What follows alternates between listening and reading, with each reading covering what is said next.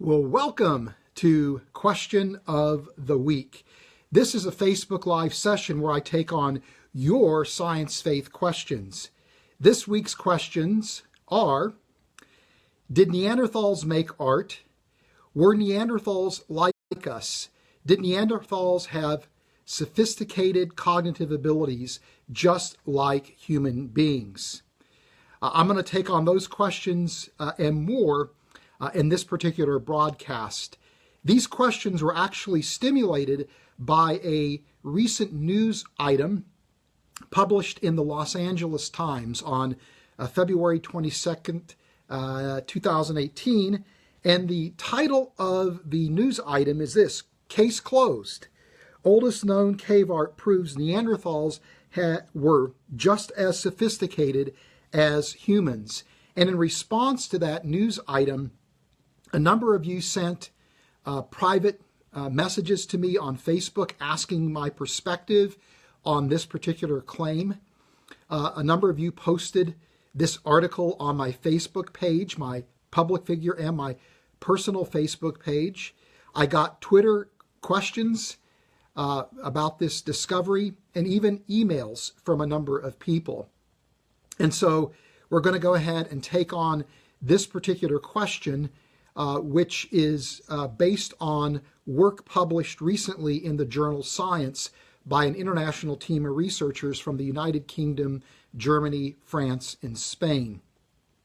But before I do that, I'd like to remind each and every one of you to take a moment, check in, let us know where you're watching from, who you are. This is a great way for me to get to know who you are.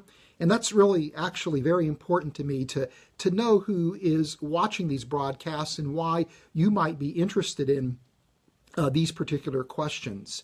Also, react to the broadcast with a like button.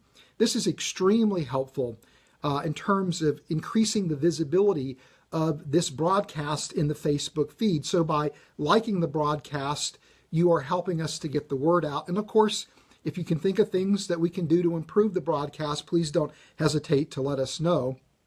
And then finally, I want to know what you think. Did Neanderthals have sophisticated behavior like us as human beings? Does this question matter one way or the other to you? I want to know what your perspective is.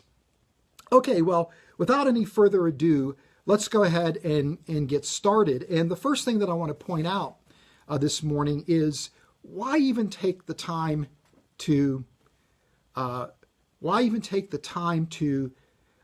address this question?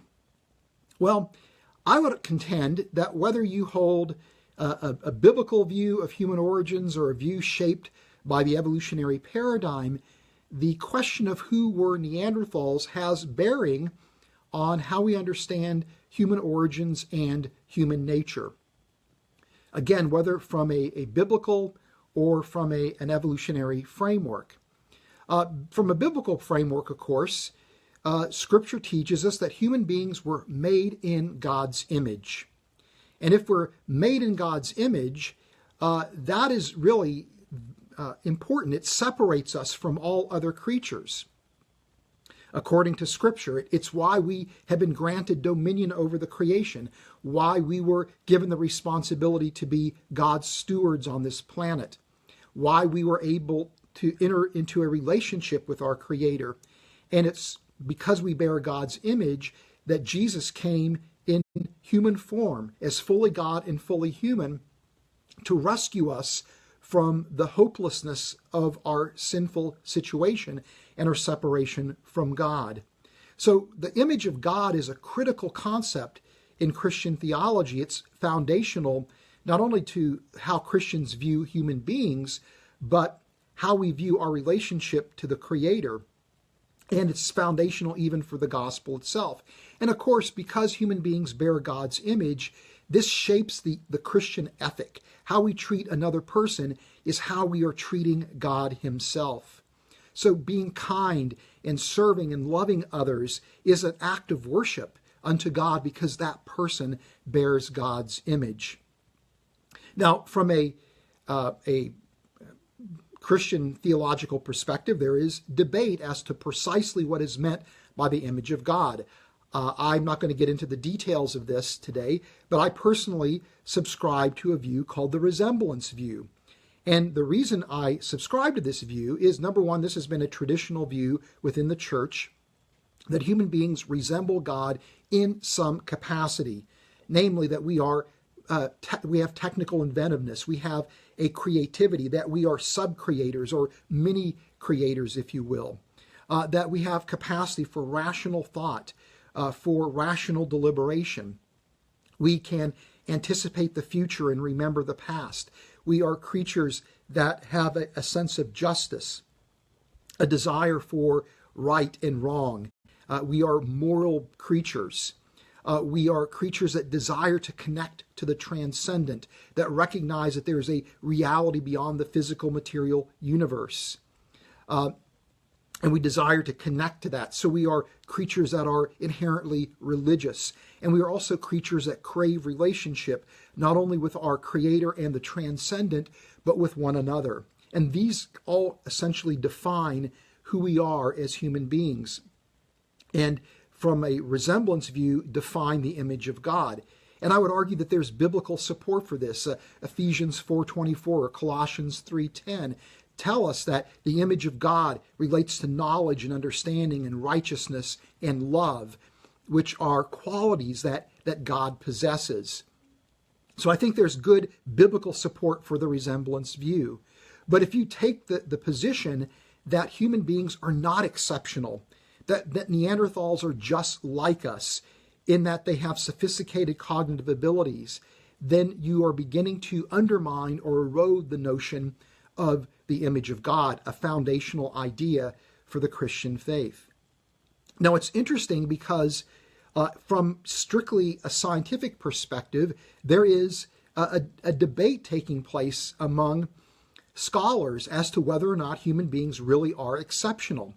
And this idea of human exceptionalism was an idea that really was decimated initially by Darwin's proposal of human evolution, where he argued we're only different in degree, not kind from other creatures. But yet, in recent years, there's this growing view that human beings are exceptional in that we possess a quality called symbolism. We possess a quality called theory of mind. We're capable of forming very complex, hierarchical, interconnected social relationships with one another, unique among humans, according to people that hold the view of human exceptionalism. And so these qualities, I would argue, are essentially scientific descriptors of the ideas that would be part and parcel of the resemblance view for the image of God. So this question impacts a scientific debate as to whether or not human beings really are exceptional, whether we are unique. But if, from an evolutionary perspective, Neanderthals had the capacity to make art and hence the capacity for symbolism, then we really aren't unique as human beings. It undermines the notion of human exceptionalism, and it also means that the predecessor for our capabilities find their antecedents in creatures that probably predated humans and Neanderthals, creatures like Homo habilis or Homo erectus. So it is an important question for both Christians and non-Christians alike. But from a Christian perspective, I think this question about Neanderthal identity really does take on an urgency. Now, this article that was published in the Los Angeles Times was motivated by an article published in Science, as I mentioned, by an international team of paleontologists who were making use of a new technique to date cave art in 3 caves in Spain. And this is actually a paper that's a follow-up to an earlier study published in 2012, where this team, in effect, kind of unveiled this methodology that they developed. Now, I should point out, before describing their methodology, that dating cave art is not an easy thing to do. The best way to date the cave art is directly by taking some of the pigment off of the paintings. If that pigment happens to contain charcoal, which is often the case, you can apply carbon-14 dating, and from that determine when that pigment was actually manufactured. And so that gives you a sense for when the cave art was produced. But a lot of times the attempts to date the cave art are through correlations of finds in the different cave layers, both fossil finds and finds of archaeological artifacts. So this team of researchers developed an interesting methodology by noting that through hydrological activity in the caves, essentially water will flow over the surface of the cave art and will leave behind calcium carbonate deposits, leave behind calcite deposits. And it turns out that in those calcite deposits are trace amounts of the uranium-238 isotope.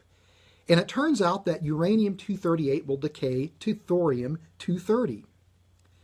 And that allows you to use radiometric dating to date the cave art, where the uranium-thorium dates of the calcite give you a minimum age if the calcite is on top of the art, but if the art was produced on top of a calcite deposit, then you can get a maximum age for the cave art. So it's a clever technique. Now, typically uranium-thorium dating isn't reliable when you're working in the 30, 40, 50, 60,000 year regime because of the half-life of the uranium-thorium decay process.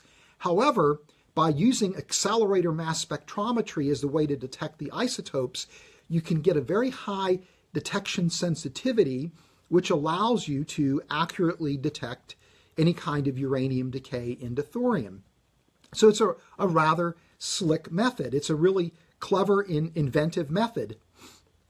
Now, in 2012, this research team took 50 samples from 11 cave sites throughout northwestern Spain, and I actually write about this work in my book, Who Was Adam, in the updated edition of Who Was Adam.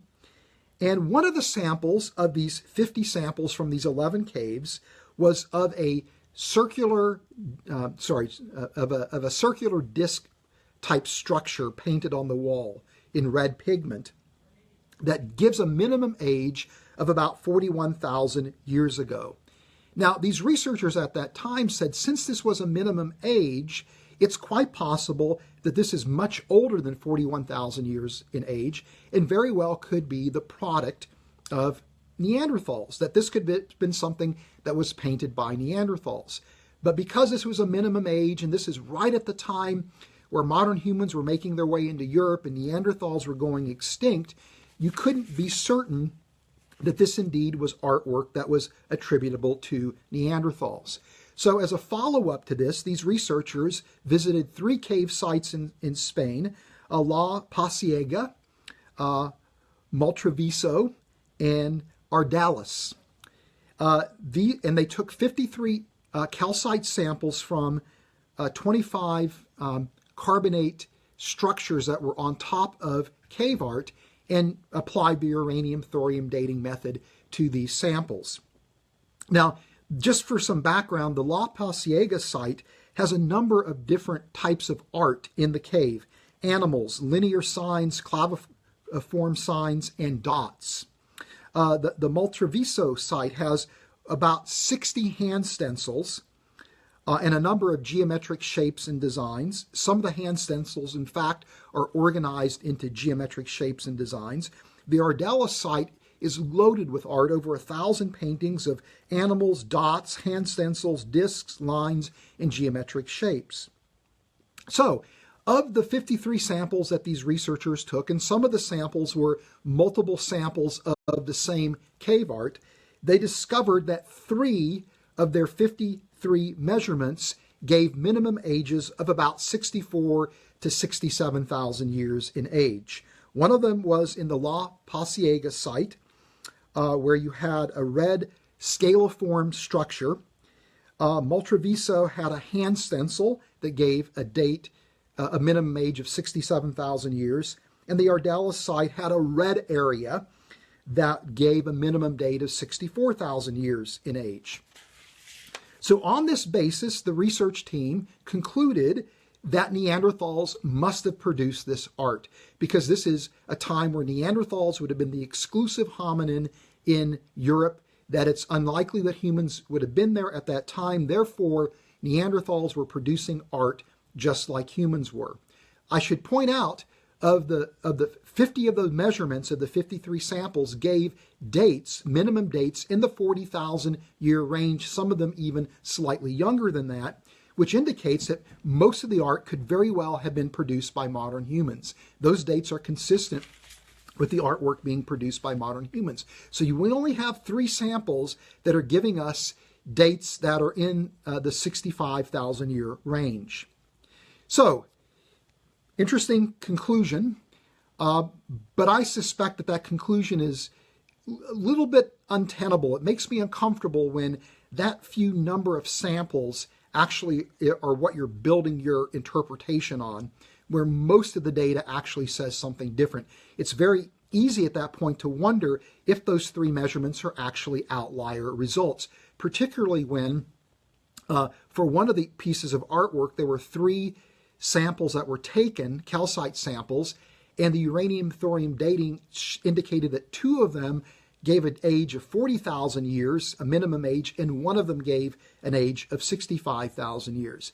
And the way the researchers argue is maybe this particular piece of art was actually produced in 2 separate stages, where it's really a composite of the work of 2 separate artists.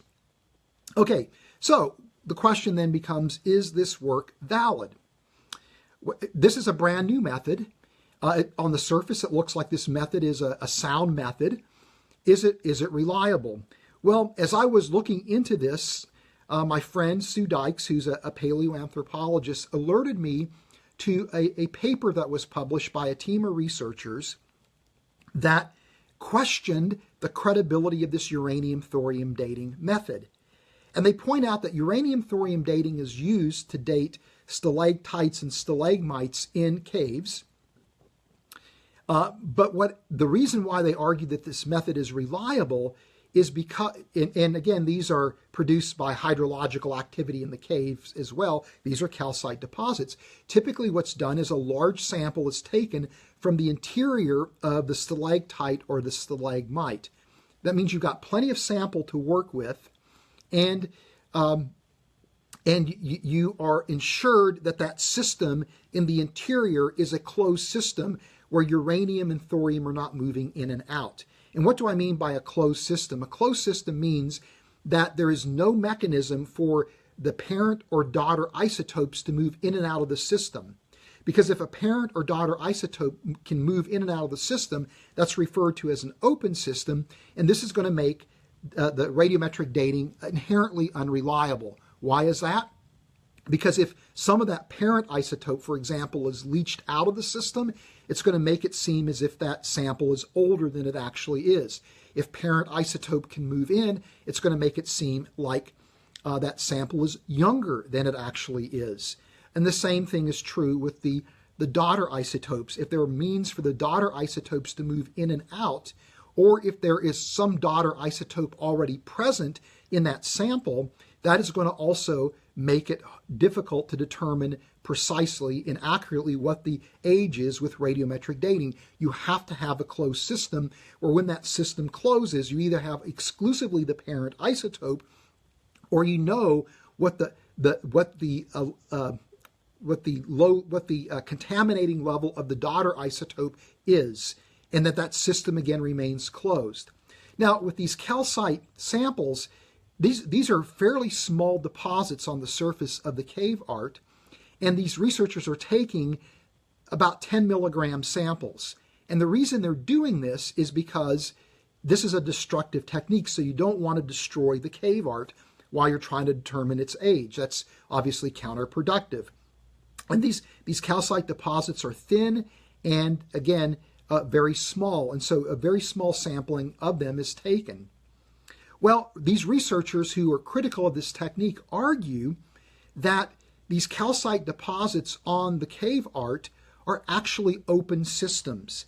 And in fact, because water is constantly flowing over the surface of the cave art, uranium is actually soluble in water, much more soluble than thorium, which means that you would actually remove uranium, giving a date that's artificially high because the system is open. And they argue there's no way to determine whether or not the system is actually open or closed. There's absolutely no way to determine that, but you have to assume that the system is open. They also point out that there are examples where people have tried to show a correlation between a carbon-14 dating of cave art with the uranium-thorium method, and in those instances, the carbon-14 dates come in much younger. One example they gave was a cave art that dated with carbon-14 at about 8 to 10,000 years in age, whereas the uranium-thorium date was giving an age date on the order of about 25,000 years in age. So it's a dramatic difference, but that high date likely indicates the fact that this is an open system. Now, in order to try to get around this problem, in some of the samples that the research team took, again, who's claiming that this cave art is older than 65,000 years, is they try to take samples from the outermost area, in the middle, and then the innermost area of the calcite deposits, and showed in some instances that you actually see an increase in age as you go from the outermost area to the innermost area. But the research team that's critical of this method points out that that doesn't mean that the system is closed or open. Just because you happen to get that pattern doesn't mean that the system hasn't been open at some point in time in its history. So the first point is it's really questionable whether or not this method is reliable. I think the criticism that these researchers present is a sound criticism, and I don't see anybody, again, responding to that. And given the fact that of the 53 samples that we have, that this research team measured, the fact that only 3 of them show a 65,000 year age, and the fact that even with a single painting, you're getting discordant dates, where 2 of them are at 40,000 years as a minimum age, and one is at about 65,000 years, that to me suggests that those dates are actually outlier dates.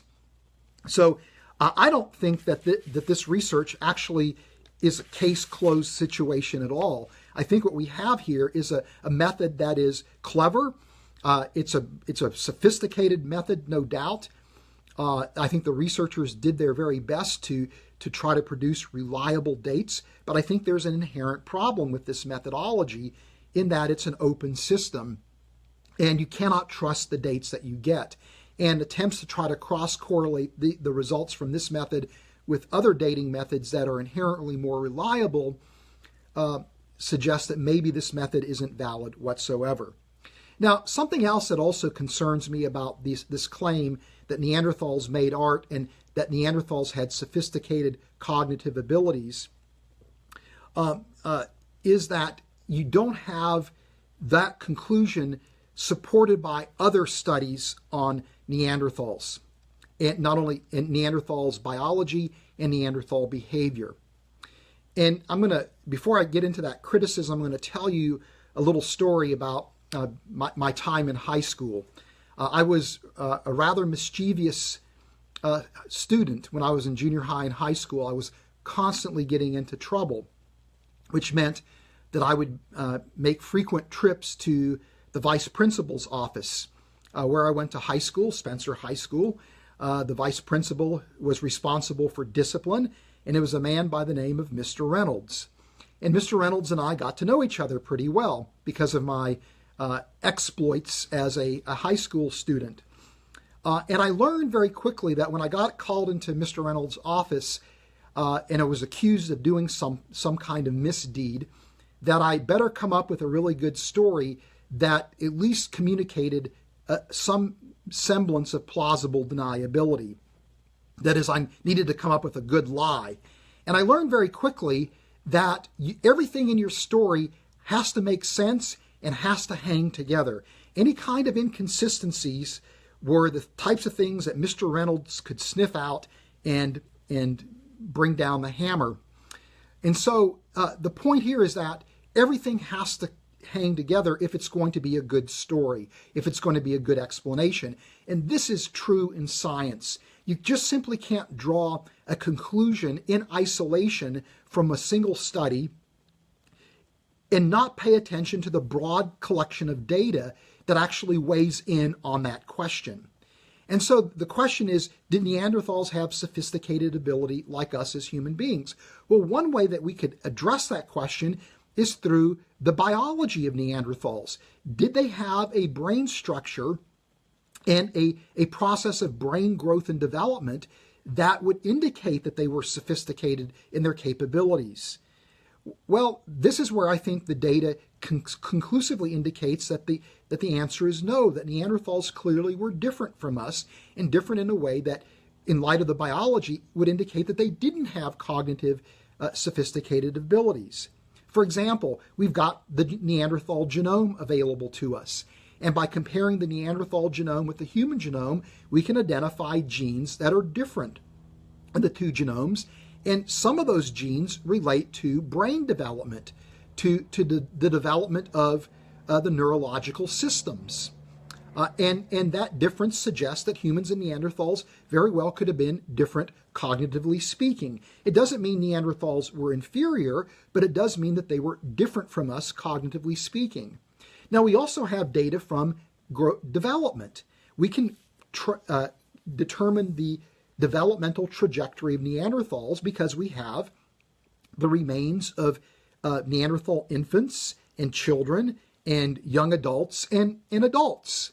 And you can show from analyzing the brain shape and size and structures that Neanderthals had a very different developmental trajectory than us.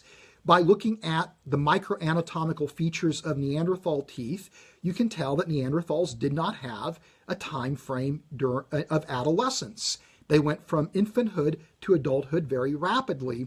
And adolescence is a time frame where a tremendous amount of growth and development happens in the human brain. This again is suggestive that Neanderthals were different from us, and that difference relates to brain size, brain shape, and brain structure. We also have other studies looking at endocasts of Neanderthal brains that indicate Neanderthals had an underdeveloped parietal cortex. And this is the part of the brain involved in the processing that's needed for math and language. It's also, interestingly enough, the part of the brain that goes quiescent during religious experiences, based on functional magnetic resonance imaging studies. Well, a couple of weeks ago, there was a paper published that didn't get much attention, but bears directly on this question of Neanderthal art and Neanderthal cognitive abilities by a scientist named Richard Koss, who is a psychologist and an artist, interestingly enough, who is a professor emeritus at UC Davis. And he wrote an article that was published in Evolutionary Studies in Imaginative Culture. And what Koss argues is really very interesting. He points out that the data indicates that Neanderthals had an underdeveloped parietal cortex, as I just said, compared to modern humans. And he argues that this is really critical because the parietal cortex is involved in visual motor coordination. So not only is it involved in language and math activities, but it's involved in visual motor coordination, hand-eye coordination. And he points out that because Neanderthals had an underdeveloped parietal lobe, there were things that they could not do that we do as matter of course as human beings. For example, he argues you can tell right away from the differences in the hunting practices of Neanderthals and modern humans that this parietal cortex impacted the way Neanderthals functioned. Neanderthals, when they hunted easy-to-kill game that would not have been wary of Neanderthals.